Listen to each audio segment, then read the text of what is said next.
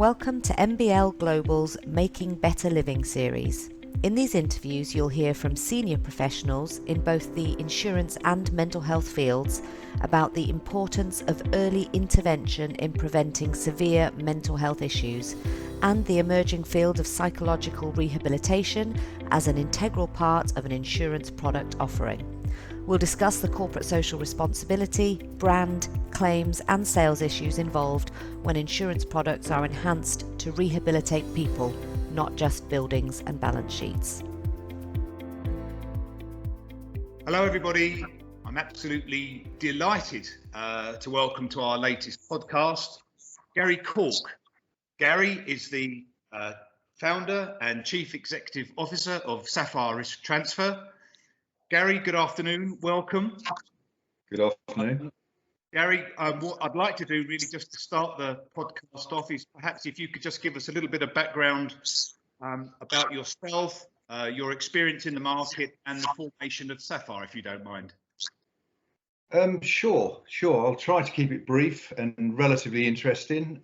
I've been running underwriting companies under various guises for the last 20 plus years. And traditionally, I've been the major shareholder in most of them. I left South Africa some 4 years ago to work in the UK, where I ran 17 underwriting binders out of the UK, but they were international.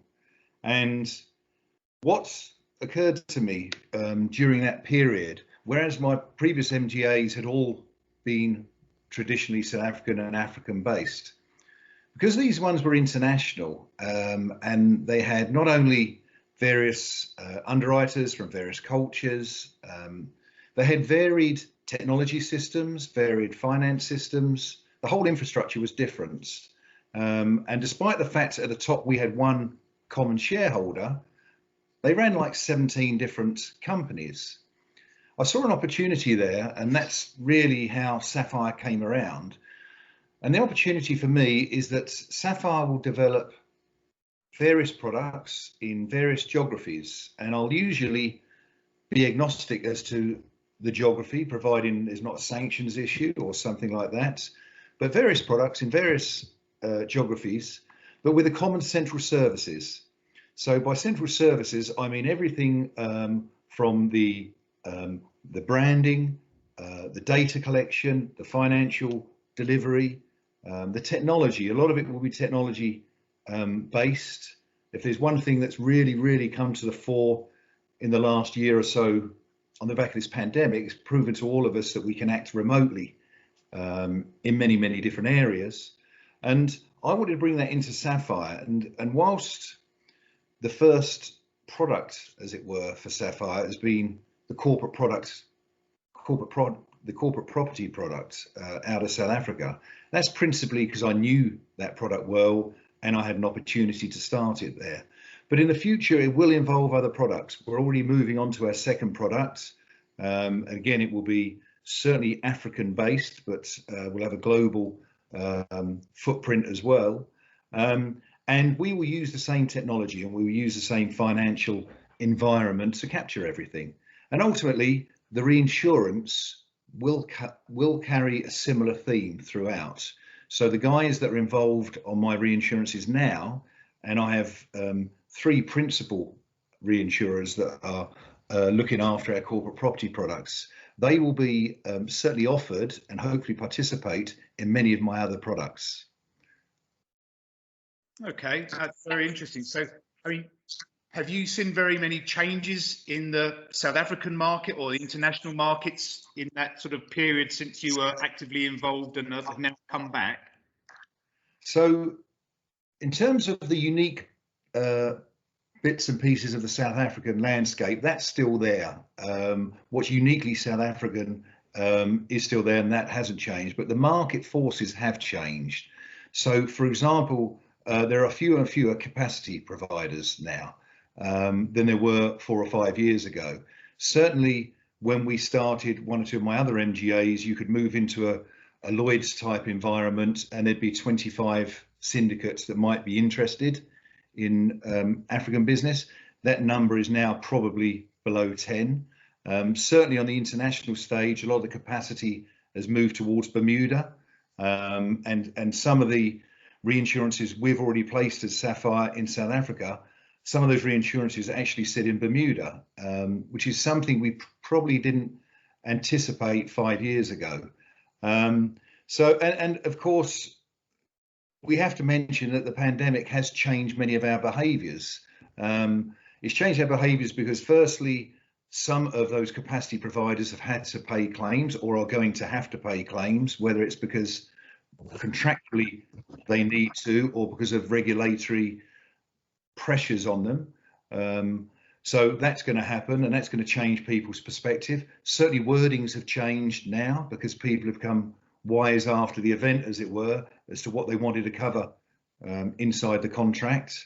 And I suppose the other thing is, and I don't want to keep harping on about it, but technologically, Lloyd's, I think something like 80 or 90% of the Lloyd's placements last year were done using technology, whereas the previous year they would have been done by a guy walking down the street and standing in a queue at Lloyd's. And the knock-on effect of that is not only seen in the South African landscape, but everywhere. So technology's had a bigger and bigger part to play as well in the last few years. Is that based on the experience in the local markets, sort of the loss ratios, or is that more based just around sort of mergers and acquisitions of those capacity providers? Yeah, I think it's the latter. It's not. I couldn't prove to you that there are fewer dollars of capacity available. I wouldn't necessarily say that. I've got no evidence of that, but there are fewer players, and I think that's because of M&A activity, and there are fewer brokers as well. I mean, at the moment, what's essentially known as the big three may become the big two. We're not quite sure what's happening to one of the reinsurance elements of that, but yeah, it's M&A activity, I think, has been at the forefront of that. Okay, and I mean, one of the things that we've seen, as we've spoken to different insurers sort of globally, is I think there's a sensitivity with some of them around their reputation in local markets, and I think, as a general statement, insurers' reputations have taken a little bit of a knock in those corporate markets because of the speed or lack thereof in addressing, BI claims and so forth, because of the pandemic and so on. And we've seen, I'm not sure if that's something that you would bear testimony to, if you think that's kind of happened. I mean, you're probably quite fortunate because you've come in on the sort of the back end of that and not had that exposure necessarily. Yeah, so firstly, I agree. The image has been a little tarnished. I think sometimes unfairly so. I mean, this was a unique set of circumstances, and there is no question that many policy wordings out there were silent on the subject, which created confusion.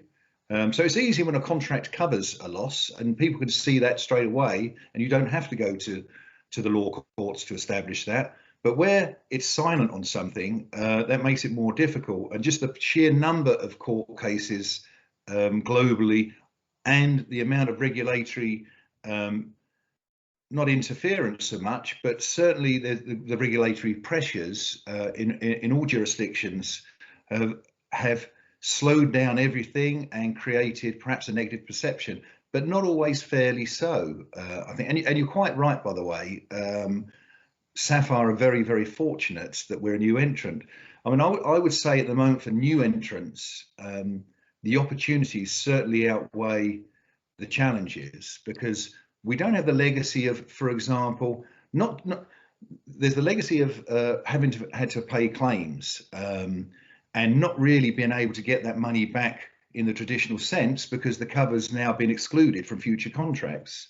But there's also systems that are in place. A lot of the bigger underwriters, and you could say the same in other bits and pieces of our industry as well, but certainly the bigger companies have expensive infrastructures, and by their very nature don't probably need them right now. If everybody's working from home and everyone's using technology and people are flying less or traveling less to the office, People are using technology in a different way because now we're sharing folders together, we're having meetings like this together. For a new entrant, we can make new rules up as to the way we govern our offices.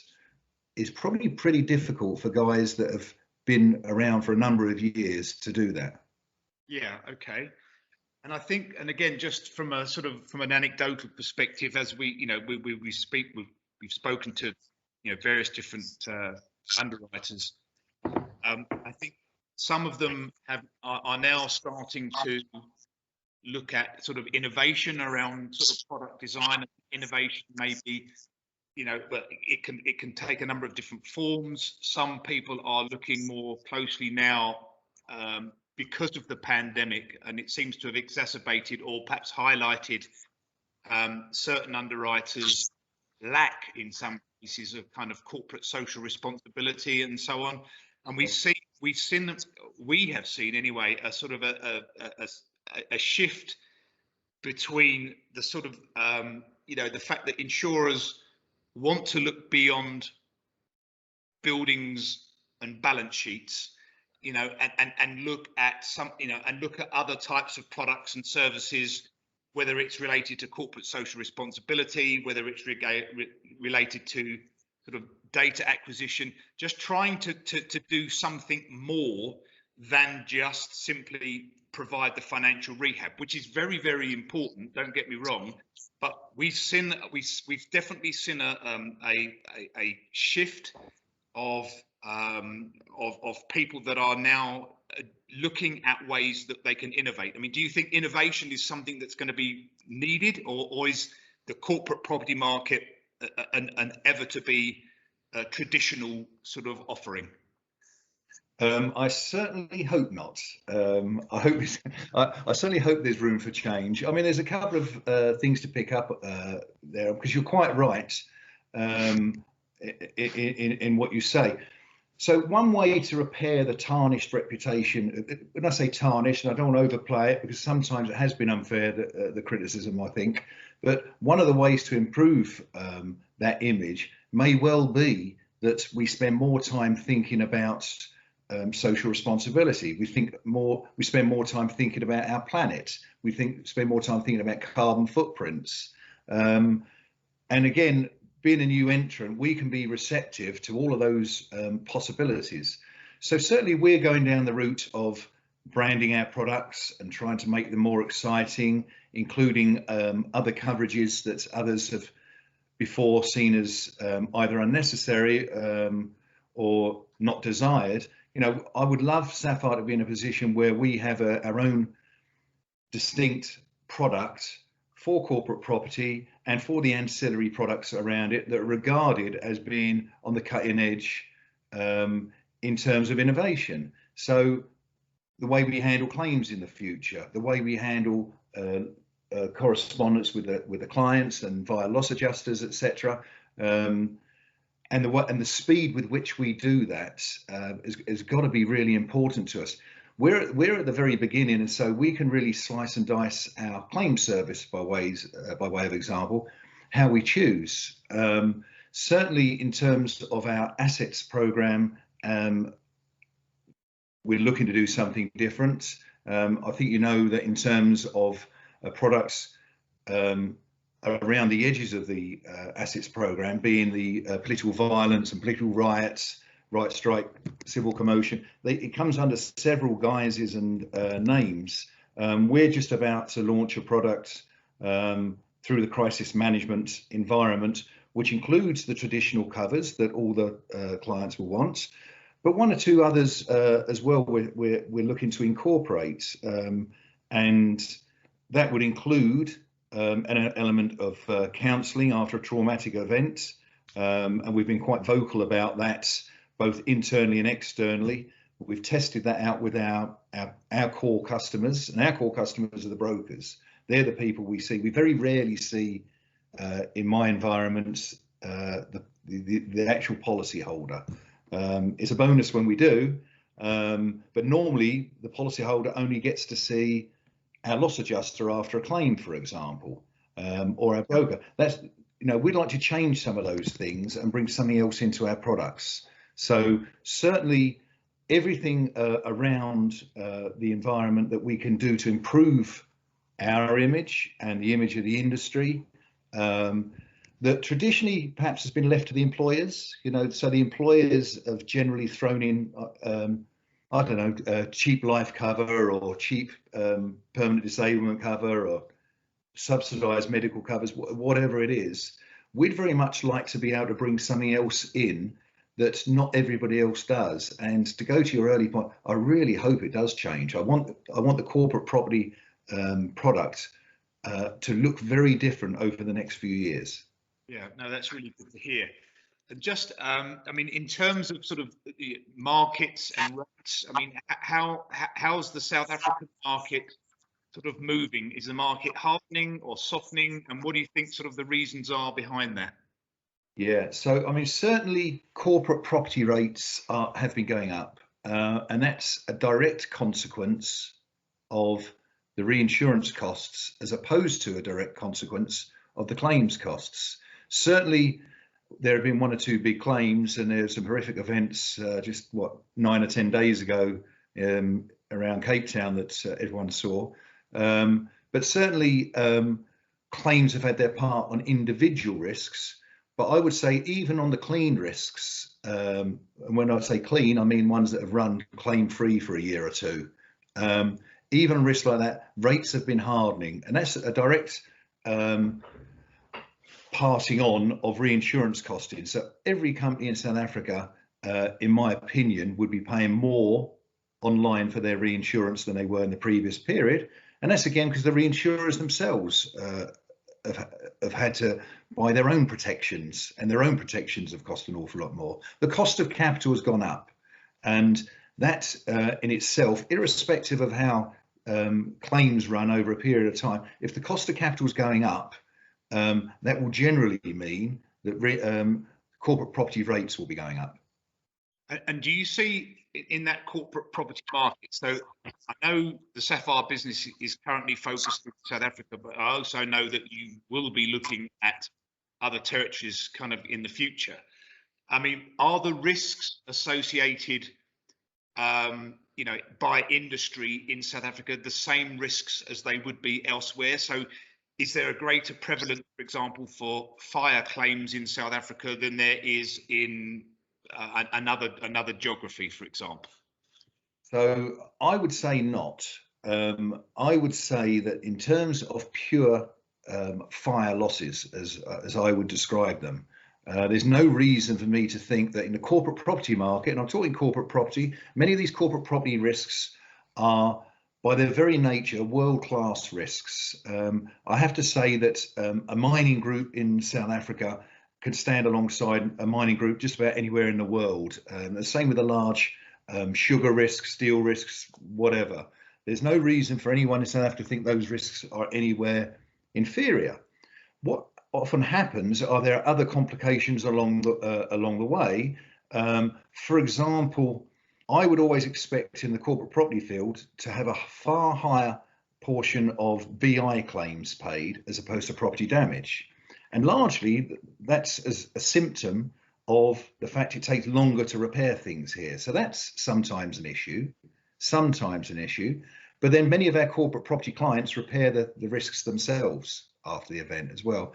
So it's wrong to generalize, but in my opinion, there's no reason to suspect that corporate property risks are that much worse than corporate property risks in most other countries. And I would also say, I mean, one of the territories I know very well is Australia. I think if you look at the events of a couple of weeks ago with those fires, one of the reasons that those fires really took off was with how dry the conditions were.